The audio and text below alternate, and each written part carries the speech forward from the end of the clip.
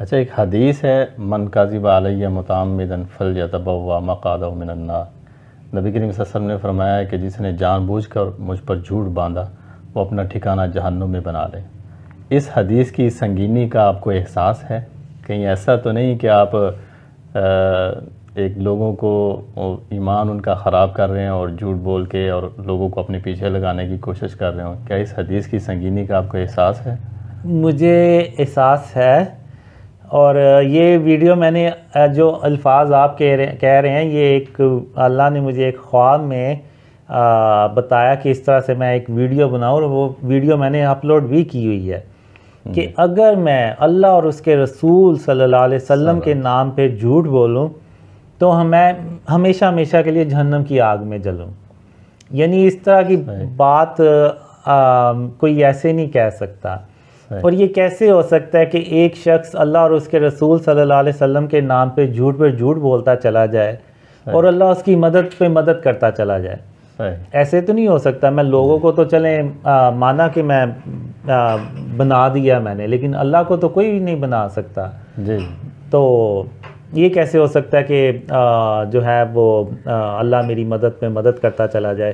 اور پھر یہ دیکھیں، اصل میں ہو یہ رہا ہے کہ سارے جو بھی ڈریمز پہ یعنی جو سنتے ہیں وہ فوراً جج کر لیتے ہیں اور کہتے ہیں کہ یہ شخص جھوٹ بول رہا ہے اور یہ جھوٹ ہے، اور اللہ اور اس کے نعوذ باللہ اللہ اور اس کے رسول صلی اللہ علیہ وسلم کے نام پہ جھوٹ لوگوں کو گمراہ کر رہا ہے۔ لیکن وہ ایک سائڈ تو دیکھتے ہیں، دوسری سائڈ نہیں دیکھتے کہ اگر یہ سچا ہوا، اگر یہ سچ بتا رہا ہے تو پھر قیامت کے ایک دن یہ سچا ہوگا اور وہ پھر جھوٹے بڑھ جائیں گے۔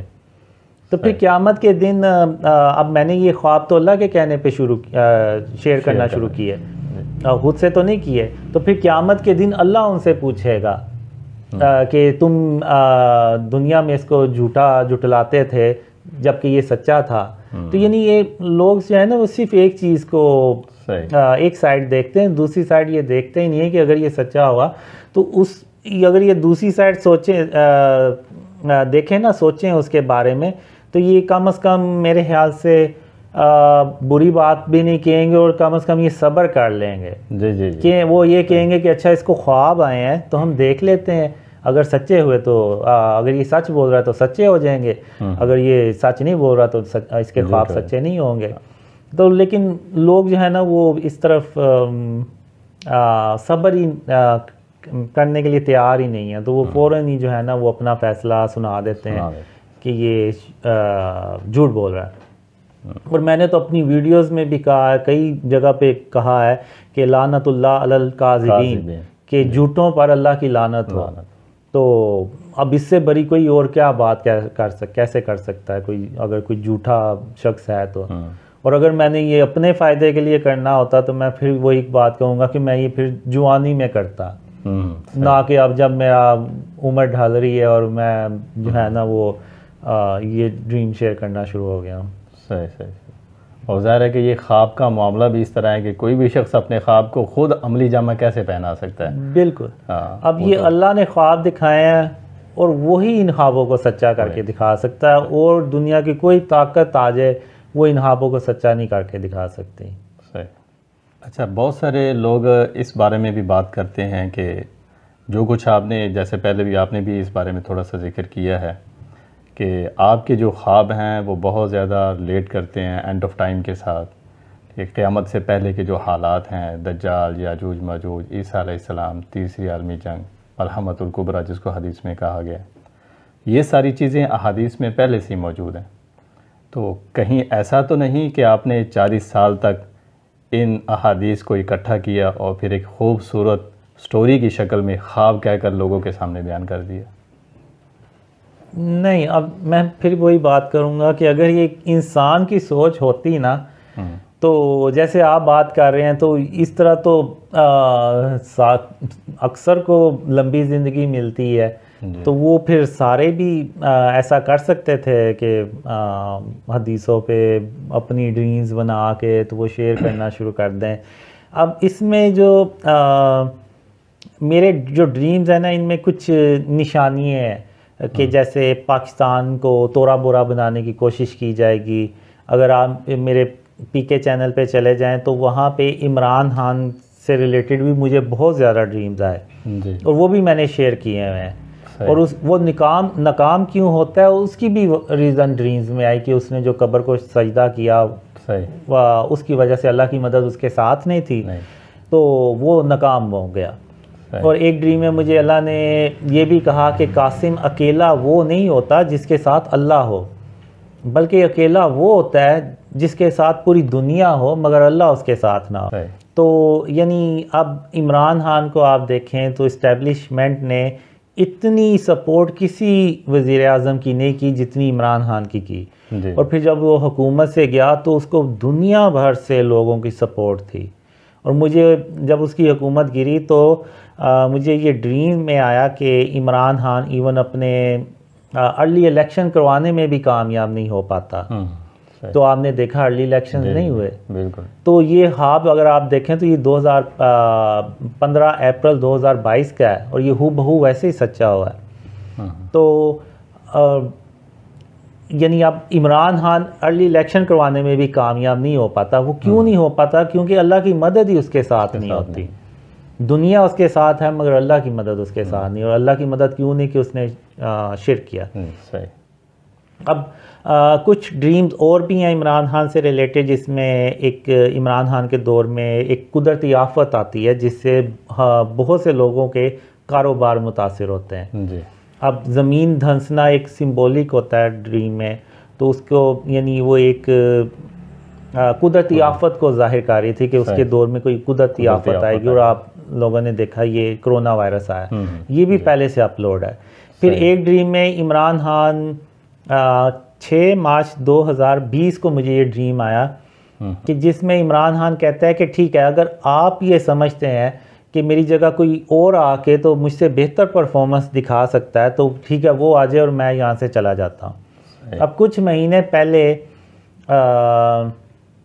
عمران خان نے یہی بات کہی کہ ٹھیک ہے اگر کوئی اور آپ سمجھتے ہیں کہ کوئی میری جگہ اور بہتر کام کر سکتا ہے تو ٹھیک ہے وہ آ جائے اور میں چلا جاتا ہوں. تو یعنی کوئی انسان یا کتنی بھی پریڈکشنز کر لے، کتنے ہی وہ ڈریم اپنے ہاتھ سے لکھ لے سوچ کے، وہ کسی کے منہ میں یہ والے الفاظ نہیں ڈال سکتا اتنے بڑے لیڈر کے منہ میں کہ ہو بہو وہی جو ڈریم میں آئے وہی الفاظ وہ عمران خان کہہ رہا ہے.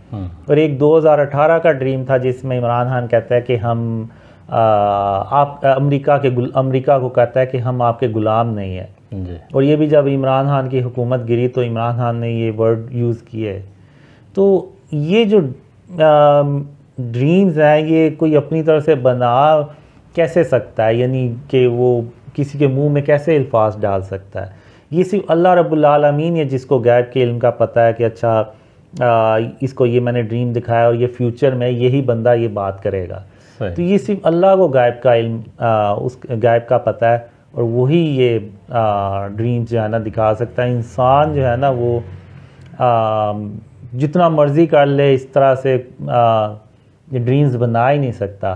اور ایک ڈریم میں تو اللہ نے مجھے یہاں تک کہا تھا کہ قاسم یہ خواب میرے ہیں اور شیطان جو ہے نا وہ اس طرح کے خواب کسی کو نہیں دکھا سکتا.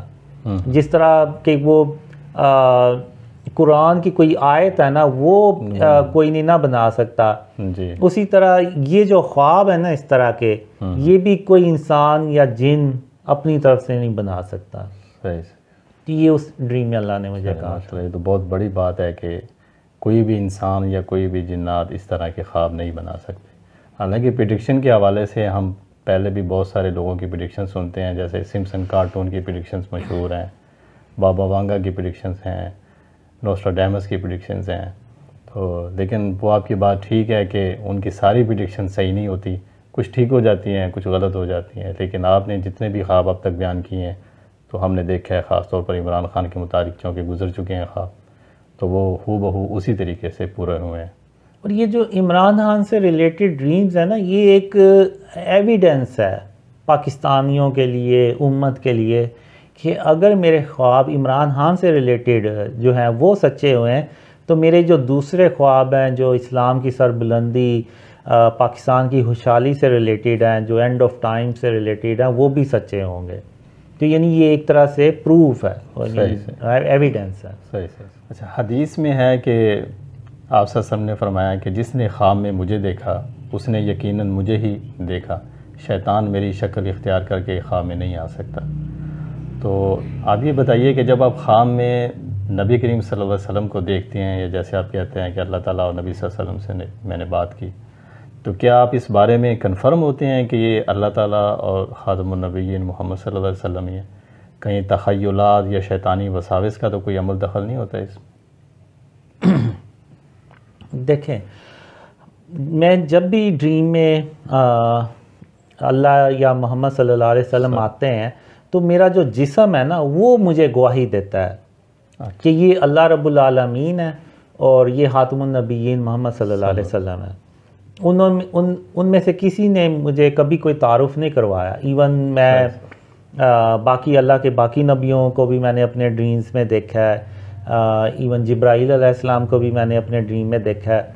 کسی نے مجھے اپنا تعارف نہیں کروایا. میرا جسم جو ہے نا وہ گواہی دیتا ہے کہ یہ اللہ رب العالمین ہے، یہ خاتم النبیین محمد صلی اللہ علیہ وسلم ہے، یہ سلیمان علیہ السلام ہے، یہ جبرائیل علیہ السلام ہے. تو وہ جو گواہی ہے نا وہ میرے جسم کی طرف سے آتی ہے. تو اس میں آپ صلی اللہ علیہ وسلم نے بالکل درست فرمایا کہ شیطان ان کی جو شکل ہے نا وہ اختیار نہیں کر سکتا. اور جب مجھے یہ ڈریمز آ رہے تھے نا تو میں نے 2006 میں 2006 کے اینڈ میں یا 2007 کے شروع میں قرآن کو میں نے ترجمے کے ساتھ سنا. اور میں نے یعنی اپنے جو ڈریمز میں جو اللہ نے ورڈ یوز کیے ہوئے ہیں خاتم النبیین محمد صلی اللہ علیہ وسلم نے، ان کو میں نے قرآن سے ٹیلی کیا. اور میں نے خود بھی یعنی اس بات کی تحقیق کی کہ کیا یہ واقعی اللہ کی طرف سے یہ ڈریم. تو وہ ہو بہو ویسے ہی الفاظ میں نے قرآن میں دیکھے جو اللہ نے مجھے خوابوں میں کہے ہوئے تھے کہ قاسم اللہ کی رحمت سے مایوس نہیں ہوا کرتے، اللہ اپنے وعدے کے خلاف نہیں کیا کرتا، اللہ جو ہے وہ صبر کرنے والوں کا اجر ضائع نہیں کیا کرتا. تو اس طرح کے بہت سے جو ورڈنگ ہے نا وہ میں نے میچ کی تو وہ 100% میچ ہوئی تھی. تو مجھے تو 100% اللہ پہ یقین ہے کہ یہ خواب اللہ رب العالمین کی طرف سے ہے. امت کی جو حالت ہے اس وقت کسی سے ڈھکی چھپی اور پوشیدہ نہیں ہے. ابھی کچھ ہی دن پہلے فلسطین کے جو معاملات شروع ہوئے ہیں سب کے سامنے، ہر مسلمان کا دل دکھی ہے. اگر ہم پاکستان کو ہی دیکھ لیں، اگر باقی مسلم ممالک کو چھوڑ بھی دیں، صرف پاکستان کو ہی دیکھیں تو ہمیں نظر آئے گا کہ ہر برائی اس پاکستان کے اندر بھی موجود ہے اور لوگوں کو کوئی امید اور کوئی راستہ نظر نہیں آ رہا. آپ کے خوابوں میں ان حالات سے نکلنے کا کوئی راستہ بتایا گیا ہے آپ کو؟ مجھے جو امت کی موجودہ صورتحال ہے اس کے بارے میں بھی آیا کہ آخر مسلمان اندھیروں میں کیوں ڈوبتے چلے جا رہے ہیں. ابھی آپ نے فلسطین کی بھی بات کی. فلسطین میں تو جو مجھے ڈریمز آئے ہیں وہ تو کافی آپ کہہ لیں بھیانک قسم کے ہیں. کہ ایک ڈریم میں تو وہ کہتے ہیں کہ اسرائیل کا وزیر اعظم کہتا ہے کہ فلسطین کا صرف نام باقی رہ جائے گا. تو ابھی یہ جو کچھ بھی کر رہے ہیں یہ بات وہیں اسی طرف ہی جا رہی ہے کہ وہ صرف نام باقی رہ جائے گا اس کا، لیکن مسلمان کچھ بھی نہیں کر پائیں گے. اب جو پاکستان کی آپ نے بات کی کہ ہر برائی اس میں ہے، بالکل ہے. اب مجھے ایک ڈریم میں آیا کہ میں اللہ سے کہتا ہوں کہ آخر تو نے پاکستان کو کیوں بنایا، ہر برائی اس ملک میں ہے. تو اللہ نے مجھے کہا کہ قاسم آج سے 1400 سال پہلے جب محمد صلی اللہ علیہ وسلم اس دنیا میں موجود تھے تو اس وقت وہ اکثر مجھ سے دعا کیا کرتے تھے کہ قیامت کے قریب جب ان کا اسلام پوری دنیا میں مغلوب ہو چکا ہو تو ایک ایسا ملک بنا جس کا نام لا الہ الا اللہ ہو. تو پھر میرا جو اصل اسلام ہے وہ اس ملک سے پوری دنیا میں دوبارہ پھیلے. تو پھر اللہ کہتا ہے کہ قاسم پھر میں نے پاکستان کو بنانے کا فیصلہ کیا. اور پاکستان کا اگر آپ جب دیکھیں تو نعرہ یہ تھا کہ پاکستان کا مطلب کیا، لا الہ الا اللہ۔ تو برائیاں ہیں اس ملک میں، لیکن اللہ کی رحمت سے ہمیں مایوس نہیں ہونا چاہیے، اور اللہ نے ان خوابوں کے ذریعے سے ہمیں بتایا کہ اگر ہم شرک اور اس کی اقسام سے اپنے آپ کو بچا لیں اور بچانا شروع کر دیں، اور اس ملک کو شرک اور اس کی اقسام سے پاک کر دیں، تو اللہ کی رحمتیں اور برکتیں اس ملک پہ نازل ہوں گی، اور ایسی برکتیں نازل ہوں گی کہ لوگ جو ہے نا ان سے وہ جو اللہ کے خزانے نا وہ سنبھالے نہیں جاتے۔ یعنی میں نے خود ایک خواب میں دیکھا ہے کہ سونے کی ایک بڑی سی دکان ہوتی ہے اور وہ کھلی ہوتی ہے، اور اس کا جو اونر ہوتا ہے وہ بھی دکان پہ نہیں ہوتا، اور لوگ گزر رہے ہیں لیکن کوئی سونے کی طرف دیکھتا بھی نہیں ہے۔ تو میں خود خواب میں حیران ہوتا ہوں کہ کیا یہ پاکستان ہی ہے، یہ جو دکان ہے سونے کی، کیا یہ پاکستان میں ہے؟ تو یعنی اس طرح کہ اللہ اپنی رحمت سے نا ہمارے حالات اچھے کر دے گا، لیکن اس کا ایک ہی طریقہ ہے کہ جب تک ہم اللہ کو راضی نہ کر لیں، یعنی شرک ایسا گناہ ہے کہ جس کی کوئی معافی نہیں ہے، قیامت کے دن اللہ جس کے چاہے گا گناہ بخش دے گا، لیکن شرک کبھی معاف نہیں کرے گا۔ اور شرک کے بارے میں اللہ نے قرآن میں بھی لکھا ہے کہ جس نے شرک کیا اس نے گویا اپنی جان پہ ظلم کیا۔ تو یہ ایک طریقہ اللہ نے ہمیں بتایا، اور اس میں ہم نے کچھ بھی نہیں کرنا۔ آپ یقین کریں یہ بہت سمپل ہے، ہم نے صرف یہ کرنا ہے کہ جتنے بھی اسٹیچوز ہیں ان کو ختم کرنا ہے، تصویریں ختم کرنی ہیں، اور یہ جتنے بھی مزاروں پہ جا کے منتیں مانگتے ہیں، سجدے کرتے ہیں، ان کو ختم کرنا ہے۔ ان چیزوں کو ہم نے ختم کرنا ہے تاکہ ہم اللہ کو راضی کریں۔ جب ہم اللہ کو راضی کریں گے تو اس کی مدد اور اس کی رحمتیں اور برکتیں آئیں گی، اور یہ ملک پھر ترقی کرے گا۔ اور جو میں نے ڈریمز میں دیکھا ہے کہ پاکستان ایون پوری دنیا پہ حکومت کرتا ہے، ایک وقت آتا ہے۔ تو اللہ نے ہمیں رستہ دکھا دیا ہوا ہے، اللہ کو ہماری کوئی ضرورت نہیں ہے، ہمیں اللہ کی ضرورت ہے۔ اور اگر ہم اللہ کی مدد چاہتے ہیں تو ہمیں وہ کام کرنے ہوں گے جس کا اللہ نے ہمیں حکم دیا ہے۔ اب میں آپ کے سامنے ہوں، بہت زیادہ لوگ میری داڑھی پہ اعتراض کرتے ہیں، اور بہت زیادہ لوگ میری نمازوں پہ بھی اعتراض کرتے ہیں، لیکن اس کے باوجود آپ دیکھیں اگر یہ خواب پھیلتے چلے جا رہے ہیں اور لوگ بلیو کر رہے ہیں، ان خوابوں پہ یقین کر رہے ہیں، تو وہ صرف اس لیے کہ اللہ مدد کر رہا ہے۔ تو جب اللہ مدد کرتا ہے تو وہ کام پھر اللہ کر کے چھوڑتا ہے۔ اور اللہ نے مجھے بہت زیادہ خوابوں میں دکھایا کہ قاسم میں صرف تیری اس لیے مدد کر رہا ہوں کہ تو نے اپنے آپ کو شرک اور اس کی اقسام سے بچانا شروع کر دیا۔ تو اللہ کو وہ میری ایک جو عادت اور کوشش ہے وہ پسند آ گئی۔ تو اب آپ دیکھیں کہ 2015 میں مجھے کوئی نہیں تھا جانتا، اور آج اگر آپ دیکھیں تو بڑے بڑے مفتی جو ہیں ان کو بھی پتہ ہے میرے ڈریمز کے بارے میں۔ تو یہ اللہ کی مدد کے بغیر نہیں ہوا۔ اور اللہ کی مدد کیسے آئی؟ جب میں نے اپنے آپ کو شرک اور اس کی اقسام سے بچانا شروع کر دیا۔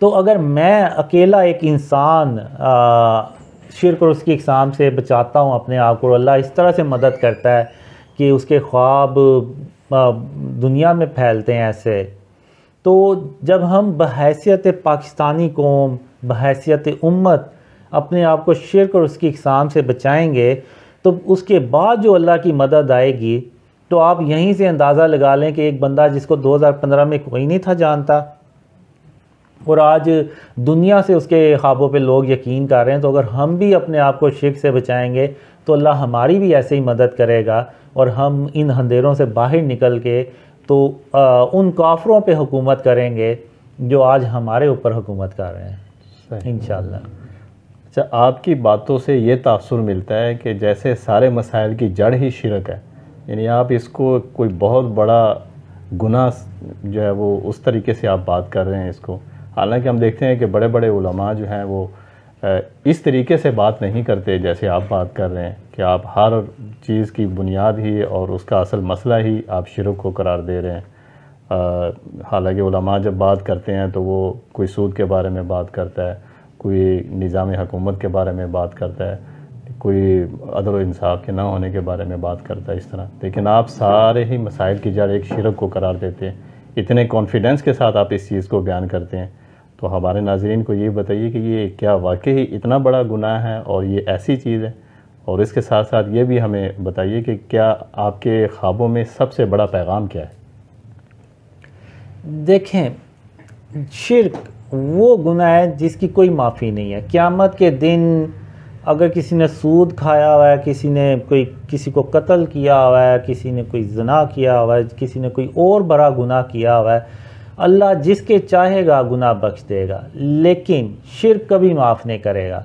میں آپ کو حضرت ابو طالب کی مثال دیتا ہوں. جی. انہوں نے خاتم النبیین محمد صلی اللہ علیہ وسلم کی ہر طرح سے مدد کی. جی. اور اس وقت کے جو قریش کے قبیلے تھے ان کے آگے وہ ڈٹ جاتے تھے. لیکن وہ جب ان کا انتقال ہوا تو وہ اپنے ہی مذہب پہ ان کا انتقال ہوا، یعنی انہوں نے اسلام قبول نہیں کیا. تو ایک اسلام قبول نہ کرنے کی وجہ سے، یعنی کلمہ نہ پڑھنے کی وجہ سے اللہ ان کو جنت میں داخل نہیں کرے گا، وہ ہمیشہ کے لیے جہنم میں رہیں گے. حالانکہ انہوں نے ہر طرح سے خاتم النبیین محمد صلی اللہ علیہ وسلم کی مدد کی، لیکن پھر بھی اللہ ان کی وہ ساری جو آپ کہہ لیں کہ نیکی کے کام ہے ان کا کوئی وزن قیامت کے دن قائم نہیں کرے گا. کیوں کہ انہوں نے اللہ کے آگے یعنی شرک کیا، اللہ کو نہیں تسلیم کیا، اس کی وحدانیت کو نہیں تسلیم کیا، تو اس وجہ سے وہ ہمیشہ کے لیے جہنم میں رہیں گے. تو یہاں سے آپ اندازہ لگا لیں کہ جو باقی کے لوگ ہیں وہ جب تک اپنے آپ کو شرک اور اس کی اقسام سے نہیں بچائیں گے تو وہ قیامت کے دن اللہ ان کو نہیں بخشے گا، وہ بھی ساری ہمیشہ کے لیے جہنم میں جائیں گے. تو جو شرک ہے نا، یہ ایسا گناہ ہے جس کا اللہ معاف نہیں کرے گا. اور مجھے اللہ نے بہت خوابوں میں بتایا کہ قاسم تم اس غلط فہمی میں کبھی مت پڑنا کہ قیامت کے دن میں شرک معاف کر دوں گا اور اس کے علاوہ جس کے چاہوں گا میں گناہ بخش دوں گا. تو اللہ نے مجھے بہت زیادہ اس بات پہ زور دیا، اللہ نے بھی اور خاتم النبیین محمد صلی اللہ علیہ وسلم نے بھی بہت زیادہ زور دیا. آج بھی آپ دیکھ لیں میری داڑھی نہیں ہے، میں نمازیں بھی نہیں باقاعدگی سے پڑھتا، لیکن جب میں شرک کے معاملے میں کوتاہی کرتا ہوں نا تو اللہ یا محمد صلی اللہ علیہ وسلم مجھے خواب میں آ کے نا تو وارن کر دیتے ہیں کہ یہ میں نے جو ہے نا یہ شرک اس کو میں کوتاہی کی ہے تو مجھے نہیں کرنی چاہیے. تو یہ جو ہم آج کے دور میں سمجھتے ہیں نا کہ یعنی ہم تو نہیں اللہ کے ساتھ کسی کو شریک ٹھہراتے، یعنی صرف زبان سے کہہ دیتے ہیں، لیکن جو ہمارے عمل ہے نا وہ بالکل ٹوٹلی ڈیفرنٹ ہے. اب خاتم النبیین محمد صلی اللہ علیہ وسلم نے فتح مکہ پہ جب 360 جو بت تھے خانہ کعبہ میں پڑے ہوئے ان کو اپنے ہاتھوں سے توڑا. یعنی انہوں نے زبان سے کہنے کے بعد اپنے ایکشن سے بھی یہ ثابت کیا کہ وہ اللہ کے ساتھ کسی کو شریک نہیں ٹھہراتے. یعنی ان بتوں کو توڑ کے تو وہ سرزمین پاک کی. تو ابھی ہم یہ دیکھ لیں اسٹیچوز پڑے ہوتے ہیں، موویز بھی دیکھتے ہیں ہم انڈین موویز جس میں وہ باطل خدا دکھاتے ہیں، ان کے کرشمے دکھاتے ہیں اور ہم وہ دیکھتے ہیں اور ہم کہتے ہیں کہ ہم نے دیکھا، ہم نے یقین تو نہیں کیا، لیکن ہم نے لاشعوری طور پہ اس کا یقین کیا ہوتا ہے، تبھی تو ہم ویڈیو دیکھ رہے ہیں، موویز دیکھ رہے ہیں، ورنہ کیوں دیکھیں ہم یہ چیزیں. ہیرو کو ڈسکس کرتے ہیں اس کے. جی بالکل. اور جو باہر اسٹیچوز پڑے ہوئے ہیں، بت پڑے ہوئے ہیں، ہم کہتے ہیں کہ ہم تو نہیں ان کو پوج رہے، لیکن ہم نے رکھے تو ہوئے ہیں نا. اب آدم علیہ السلام کا اللہ نے پتلا بنایا اور اس میں اللہ نے جان ڈالی تو وہ زندہ ہو گئے. تو یہ جو اللہ کہتے ہیں نا کہ وہ مصور ہے، یعنی اللہ کی صفت المصور. جی، آرٹ جس کو ہم آرٹسٹ کہتے ہیں، یعنی وہ شکلیں بنانا، مجسمے بنانا، یہ اللہ رب العالمین کے کام ہے. تو یہ جب انسان کرے گا تو وہ ٹوٹلی سی بات ہے، وہ شرک کرے گا. اب شرک جو ہے نا وہ اللہ کی جو وحدانیت ہے نا اس کو وہ چیلنج کرنے والی چیز ہے. اب بالکل ایسے ہی جیسے کسی کا بھرا سا محل ہو تو باہر اس کو کوئی بیل دے کے کہ اس محل میں 50% کا میں بھی حصے دار ہوں, اس میں میری بھی شراکت ہے, تو اس جو محل کا مالک ہوگا اس کو بہت زیادہ غصہ چڑھے گا. وہ کہے کیا تم کون ہوتے ہو میرے محل میں شراکت دار بننے والے, وہ اس کو دھکے دے کے وہاں سے باہر نکالے گا.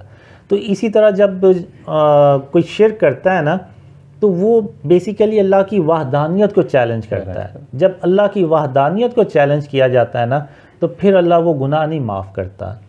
تو اس لیے یہ جو شرک ہے نا یہ بہت ضروری ہے کہ ہم اس سے اپنے آپ کو بچائیں, اور اس سے اگر ہم اپنے آپ کو شرک سے بچائیں گے تو اس میں ہماری ہی جان کا فائدہ ہے.